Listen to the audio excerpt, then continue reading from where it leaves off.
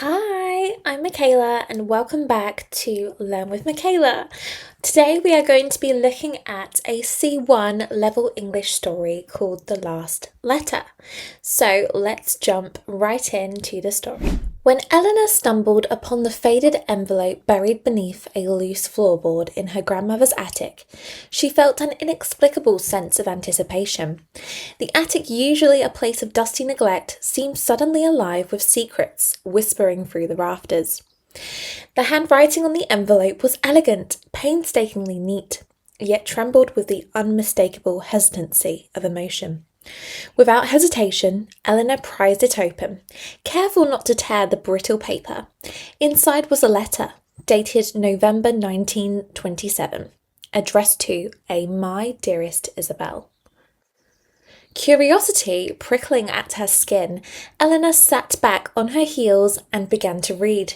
The words, penned with a tender desperation, spoke of love thwarted by circumstance, of promises made under rain-soaked skies, and of a future that, heartbreakingly, never materialised. Each sentence resonated with an aching sincerity that made Eleanor's heart twist painfully in her chest. The letter spoke of a man named Arthur, whose ambitions had led him overseas, promising he would return as soon as fortune favoured him. Yet, woven between the lines, Eleanor detected an ominous sense of finality, as if even as he wrote, Arthur knew the promise would remain unfulfilled. Eleanor spent the remainder of the afternoon excavating the attic, driven by a burgeoning compulsion to unearth more pieces of the story. Amongst yellowed newspapers, moth-eaten coats, and disintegrating photo albums, she discovered a small wooden box, its surface etched with ivy leaves. Inside lay a locket containing two miniature portraits, a young woman with solemn eyes and a man whose smile barely masked the weight he carried. Who were they? Was Isabel her grandmother, Eleanor wondered, or someone else entirely? Her grandmother, after all, had rarely spoken of the past, brushing off inquiries with a dismissive laugh or a melancholic sigh. Now Eleanor realised there had been far more to her silence than mere forgetfulness. That night, unable to sleep, Eleanor sat by the fireplace, the letter resting on her lap like a fragile relic. She imagined Isabel waiting, year after year, for a man whose promises had faded into the mist of distant shores. She imagined the slow, bitter disillusionment, the gradual acceptance that some dreams remained eternally deferred. In the days that followed, Eleanor pursued the truth with a tenacity that surprised even her. She scoured local archives, pieced together fragmented accounts from reluctant relatives, and unearthed a tapestry of forgotten lives. Isabel had been her grandmother's sister, vibrant and headstrong, who had loved Arthur with a reckless abandon that defied the rigid conventions of the time. When Arthur never returned, Isabel never married, choosing instead a life of quiet resilience. Standing before Isabel's unmarked grave on a windswept hill, Eleanor felt an overwhelming sense of kinship. The letter, once lost and now found, seemed to bridge the gulf of decades, a testament to a love that, though unfulfilled, had never truly died. As she laid the letter atop the grave, weighted with a single white rose, Eleanor whispered a vow to remember, to honour, and to let the past breathe once more in the story she would tell. Okay, so that is the end of the story. Now that we have read it together, let's try to unpack some of the great vocabulary used.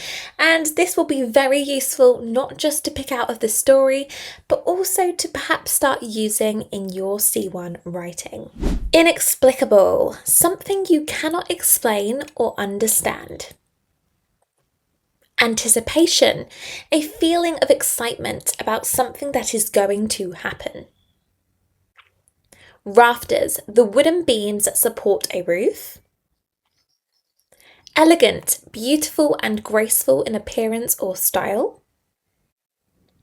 Painstakingly, done with great care and attention to detail. Prized open, pulled something open carefully and forcefully. Brittle, hard but easily broken. Thwarted, prevented from happening or blocked. Materialised, happened or appeared. Resonated, made a strong emotional connection. Tender desperation, a mix of loving feelings and urgent sadness. Burgeoning, quickly growing or developing. Compulsion, a strong, irresistible urge to do something. Excavating, digging carefully to find something hidden. Moth-eaten, damaged by age and insects, often used to describe old clothes. Disintegrating, falling apart or breaking into small pieces. Relic, an object from the past that has survived. Tenacity, great determination to keep doing something difficult. Tapestry, a rich and complicated combination of different things, originally a woven cloth. Vibrant, full of life and energy. Reckless abandon, acting without worrying about risks or consequences. Rigid conventions, strict traditional rules about how things should be done. Disillusionment, a feeling of disappointment when you realize something isn't as good as you hoped. Kinship, a strong feeling of connection or family bond. Testament, proof or evidence of something. And gulf, a large gap or distance between two things. This can be literal or emotional. So now that we have taken a look at some very useful C1 vocabulary, let's have a go at a quiz. Pause the video and have a go at these multiple choice questions. When you are ready for the answers, press play.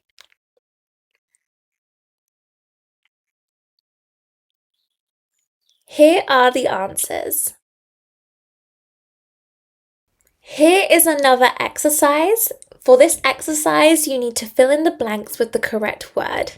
If you get stuck, perhaps go back to the vocabulary section where I explained what each word meant. Have a go at filling the gaps. When you are ready for the answers, press play.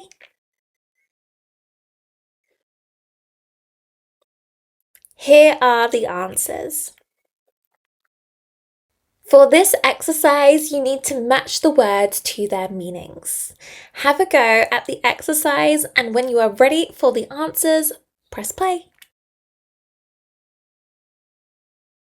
Here are the answers. How many did you get correct? Here are some discussion questions about the text we read today. Press pause and have a look at the questions. Perhaps you can answer a couple of them in the comments section. I will happily reply to anyone who comments. And the final exercise for today is a creative writing task. Have a go and see if you can write a short paragraph in the comments section, only 5 to 7 sentences, about what you would do if you found an old letter in your attic.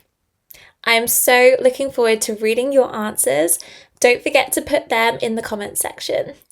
And that's all for today's video. Thank you so much for watching. I really hope that you found this C1 story useful. Don't forget to write those discussion answers and a little creative writing paragraph if you fancy it as well. I really look forward to reading all of your comments. If you have any questions, feel free to put those in the comments section too. I look forward to seeing you next time, and don't forget to subscribe to Learn with Michaela so you never miss another video. Thanks for watching. Bye.